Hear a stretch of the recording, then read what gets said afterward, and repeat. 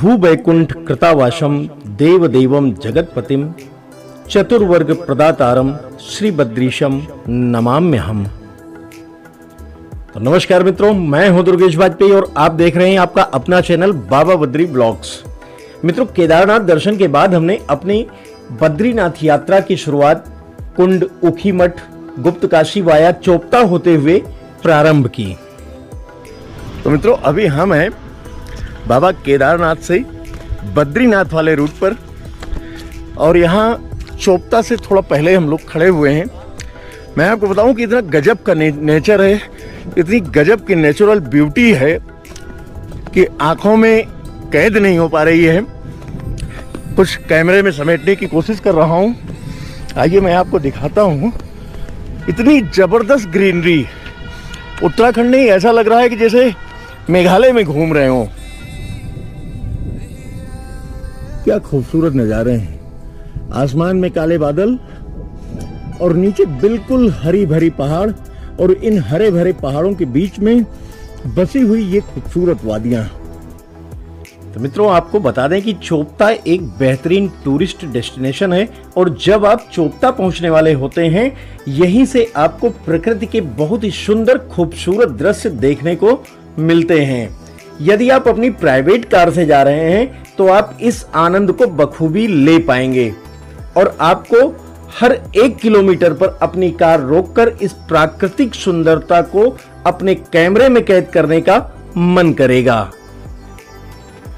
इन्हीं सर्पीले रास्तों में हमें भी बेबस होना पड़ा और हम उतर गए इस अद्भुत छटा को कैद करने अपने कैमरे में और जी भर निहारने के लिए इन खूबसूरत वादियों को।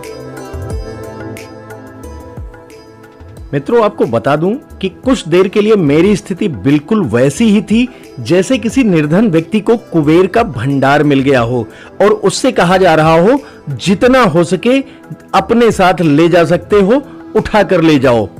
बस मेरी भी कुछ स्थिति ऐसी ही थी। इस आनंद को उठा ही रहे थे कि हमें अपने परिजनों का इशारा मिला, चलो चलते हैं, क्योंकि हमारा गंतव्य तो कहीं और था और हमें वहां पहुंचना भी था।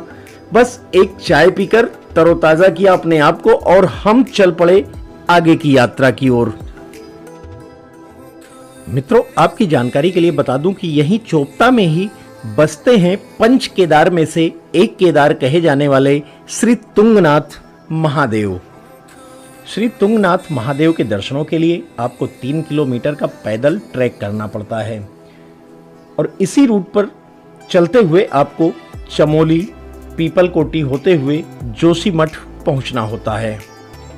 आप चाहें तो चमोली रात्रि विश्राम भी कर सकते हैं और अगली सुबह आपसे कुछ ही दूरी पर 3 प्रयाग मिलते हैं, रुद्रप्रयाग, कर्णप्रयाग और नंदप्रयाग, जिसमें नंदप्रयाग चमोली से सिर्फ 12 किलोमीटर की ही दूरी पर हैं, जहां आप स्नान करके पुण्य लाभ भी ले सकते हैं।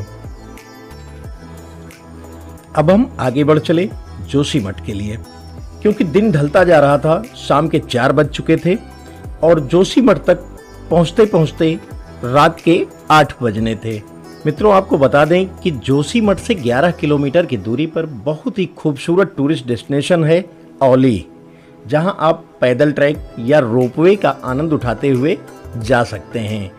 जोशीमठ से औली की रोपवे से दूरी है 4 किलोमीटर और यहीं जोशीमठ से थोड़ा आगे चलने पर सड़क के किनारे ही हनुमान जी का एक प्राचीन मंदिर भी मिलता है और इस स्थान का नाम है हनुमान चट्टी। और यहीं से कुछ ही दूरी पर गोविंद घाट, जहां से हेमकुंड साहिब की और वैली ऑफ फ्लावर के लिए भी जाया जा सकता है। तो गुड मॉर्निंग फ्रेंड्स, मैं आपको बता दूं कि मैं कल केदारनाथ से चल के रात में जोशीमठ से 12 किलोमीटर पहले रुका हूं। ये जगह है वृद्ध बद्री अनीमठ। ये एनटीपीसी के पास में वृद्ध बद्री जगह है और यहीं एनटीपीसी के पास में है बहुगुड़ा होम स्टे। मैं आपको बता दूं कि यहाँ इनके पास में 2 बेडरूम सेट, 3 बेडरूम सेट और हॉल भी हैं। ये पूरा हॉल है, नीचे भी प्रॉपर्टी है, काफ़ी अच्छा सिस्टम बना रखा है इन्होंने। और खान पान के बारे में मैं आपको बता दूं कि आपको बिल्कुल घर जैसे भोजन का फील मिलेगा। यहाँ पर काफ़ी अच्छा सिस्टम है। तो मैं तो यही सजेस्ट करूँगा कि आप जब भी आएँ एक बार यहाँ इनको सेवा का मौका दें और यहाँ पर रुके। तो मित्रों, आपकी जानकारी के लिए बता दूं कि बाबा बद्री विशाल का एक प्राचीन मंदिर यहाँ भी है, जिन्हें वृद्ध बद्री कहते हैं, और इस स्थान को भी वृद्ध बद्री कहते हैं। काफी दर्शनीय स्थल है, आप चाहें तो यहाँ भी दर्शन के लिए जा सकते हैं। मित्रों, इस स्थान से विदा लेकर हमने रुख किया अपने गंतव्य श्री बद्रीनाथ धाम का, जो कि यहाँ से लगभग 35 किलोमीटर की दूरी पर था। दोस्तों, उत्तराखंड को यूं ही देवभूमि नहीं कहा जाता है। उत्तराखंड में कदम रखते ही एक अलग ही आनंद की अनुभूति होती है। हर कदम कदम पर पौराणिक स्थान और हर स्थान की एक गरिमा और उस स्थान की एक कहानी होती है। श्री बद्रीनाथ धाम के बारे में ऐसे ही एक कहावत है कि जो जाए बद्री वो कभी ना आए उदरी, यानी कि जो बद्री विशाल के दर्शन कर लेता है उसे जन्म मरण से मुक्ति मिल जाती है, क्योंकि ऐसा हमारे ग्रंथ लिखते हैं कि जन्मत मरत दुसह दुख होई, अहि स्वल्पो नहीं व्यापी सोई। और इस दुख से दूर करने वाला है श्री बद्रीनाथ धाम। अभी हम लोग पहुंच चुके हैं बद्री विशाल और इस तप्त कुंड में स्नान कर चुके हैं हम लोग सारे लोग, और स्नान करने के बाद में अभी दर्शनों की लाइन में चल रहे हैं। दर्शन करने के बाद में आपको अंदर के दर्शन कराते हैं। आपको भी बने रहिए हमारे साथ इस मानसिक यात्रा में। जय बद्री विशाल। अभी मैं आपको बता दूं कि मंदिर बंद होने का, भोग प्रसाद का समय होता है 1 बजे से 3 बजे तक। अभी 3:10 हुआ है, मंदिर खुल चुका है, 1 बजे से बंद है। ये सारी लाइन लगभग 10,000 से ज़्यादा तीर्थयात्री यहाँ पर खड़ा हुआ है। सारी लाइन लगी हुई है, आप देख सकते हैं। पीछे से लेकर के और मंदिर तक लगभग 10,000 व्यक्ति लाइन में खड़े हुए हैं। 3 बजे मंदिर खुला है, लाइन धीरे धीरे मूव करना शुरू कर चुकी है। मित्रों, श्री बद्रीनाथ धाम के पौराणिक इतिहास के बारे में आपको बता दूं कि शास्त्रों में बद्रीनाथ को दूसरा बैकुंठ बताया गया है। एक बैकुंठ क्षीर सागर है, जहां भगवान विष्णु निवास करते हैं, और दूसरा भगवान विष्णु का निवास स्थान बद्रीनाथ बताया गया। इस धाम के बारे में कहा जाता है कि कभी भगवान शिव का निवास स्थान हुआ करता था, लेकिन भगवान विष्णु ने इसे भगवान शिव से मांग लिया था। यही मंदिर प्रांगण में ही एक लगभग 5-6 साल का बच्चा बहुत ही मनमोहक आवाज में जयकारे लगा रहा था, जो सबको बहुत ही पसंद आ रहे थे। बरबस ही मेरा कैमरा बच्चे की तरफ घूम गया और हमने भी उन जयकारों का बखूबी आनंद लिया।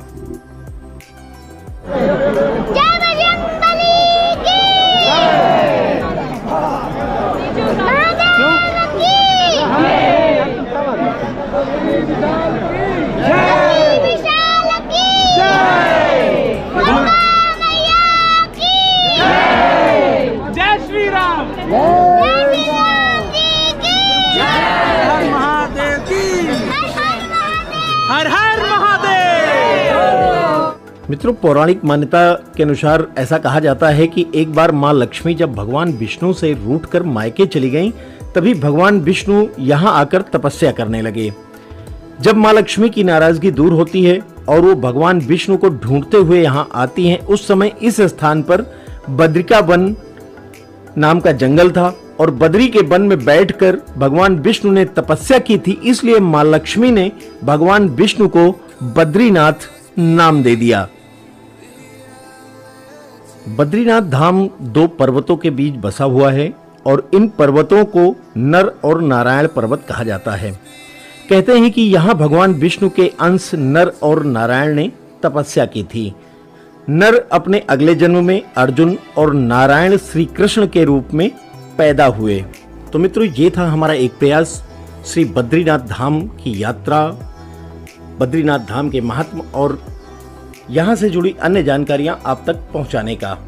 अगर ये वीडियो अच्छी लगी तो प्लीज़ वीडियो को लाइक करें, शेयर करें और चैनल पर नए हैं तो चैनल को सब्सक्राइब करें। मिलते हैं किसी नए ब्लॉग में, तब तक के लिए जय बद्री विशाल। हर हर महादेव।